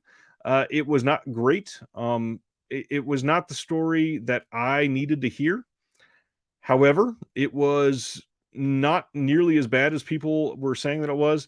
But again, I am not the demographic, and it did not work for me. That being said, if you love 70s exploitation films, like to a fault, you might love The Scary of 61st. It was it is a conspiracy feel wow, can't speak. Conspiracy filled modern movie that feels like it was filmed literally 47 years ago. It is very much like a 1976 exploitation film. It is so odd how much it feels like it was ripped out of that decade. It is crazy that they were able to pull that off, and it genuinely feels like that. Let's see. 2 days ago, I was looking for a movie to show my kids, and I picked up The Goonies and showed my 5 and 7-year-old that movie. My 7-year-old said it was inappropriate for kids because of the cussing, which is hilarious to me, especially with it being my kid. Um, First off, The Goonies holds up. That movie is great. Um, my wife during that film said, I could see this being a good remake. And I immediately went, no, why? Not that I'm against remakes. If you watched Discovering Cinema this week, we talked about remakes. The Goonies does not need a remake. There's nothing about the storyline that could benefit from a remake of that story. It doesn't need new effects. It doesn't need new actors. It doesn't need new compelling Gen Z people to bring people to watch it. The Goonies holds up. They saw it as fun. They saw it as exciting. They liked the fact that it was a little bit scary for them, but it is great. Everything about that movie is so much fun. Still works. Loved it. Oh, and the 4K looked really good. That was the first time I watched the 4K all the way through. I glanced through it last year, but I watched the 4K disc this time for the first time, and shocked me how great that 4K looks. It is a winner of a 4K disc. Let's see. Last night I watched Curfew from Vinegar Syndrome, and my letterboxed. Let me read this word for word because it's funny. I said, "This is the perfect middle of the road film. Everything is average and barely that." That's it. It was not great. It was not terrible. It was just right down the middle. All of it. Mike, no, Stranger Things is not a Goonies remake. I'm sorry. I wasn't going to say anything, but I'm going to talk about the rest of the comments later. But no, Stranger Things is far from a Goonies remake. There's some similarities on some storylines, but no. Yeah, so Curfew is interesting at least, and it made me want to finish watching the movie, but it wasn't amazing. It wasn't something that was a winner for the month or anything like that. But it was decent at least. And then finally, this morning, I got to watch 2021's The Eyes of Tammy Faye with Andrew Garfield and Jessica Chastain. And my God, Jessica Chastain murdered that movie. She is so damn good in that movie. She lived Tammy Faye Baker and just killed that role. Andrew Garfield, really good as well, but I'm sorry, he deserves like next to no recognition compared to Jessica Chastain. And then also, I had no idea that Vincent D'Onofrio was in The Eyes of Tammy Faye. And then the end of the film came and the credits rolled, and I went, "Oh my gosh, that was Vincent D'Onofrio." He really just sunk into the role that he played and was so great blending in. And the story was really good. It was compelling.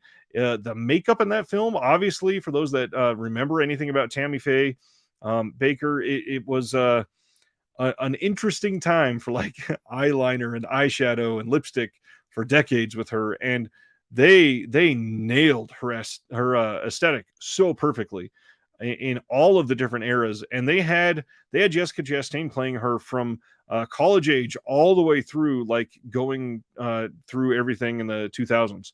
So yes, The Eyes of Tammy Faye, definitely a at least a 4-star film for me. It was really good. I love movies like that. I think that it was maybe a little more empathetic to Tammy Faye Baker than I would have liked, but it seems like her reputation was a little worse than it actually was for her. I think that she was involved with a lot of really bad people, and the movie is really good at pointing that out. So if you haven't seen it, strongly suggest The Eyes of Tammy Faye. It is just such a well-made movie.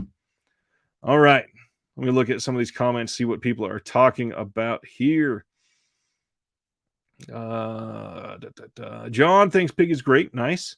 Flickering says, great week. Picking 3 I loved. The Center of the World, Out of the Blue. Probably that new Severin release, maybe.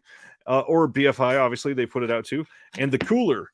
The last one was a rewatch, but it floored me. That 101 Blu-ray is very impressive. Interesting. Skolder still needs to see Pig. Absolutely. Eric loved Pig. Zach says, I got around to my second sight Blu-rays. Nice. Watched Lake Mungo, Raw, and The Nightingale. Dang.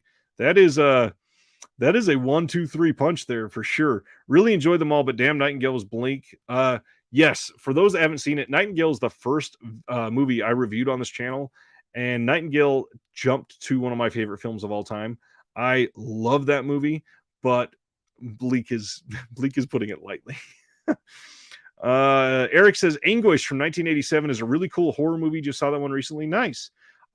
Didn't you, Eric, did you post a review of Anguish as well? I think so. Nathan hated the characters in the new Texas Chainsaw. John says it felt like a Studio Notes movie. Interesting. I could see that for some of it. Lisa says it made me laugh inappropriately. I get that. Let's see.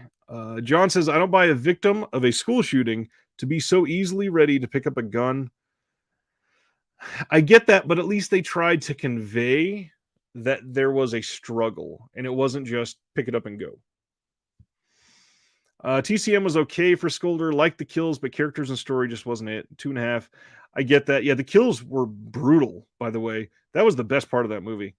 Nerd says, Beware the Kids at Play was great. Newest Vinegar Syndrome. I still haven't gotten my shipping notice. Hoping soon. That third act didn't hold any punches. Awesome. With the title like that, I love that sort of feedback. Couch also liked Eyes of My Mother.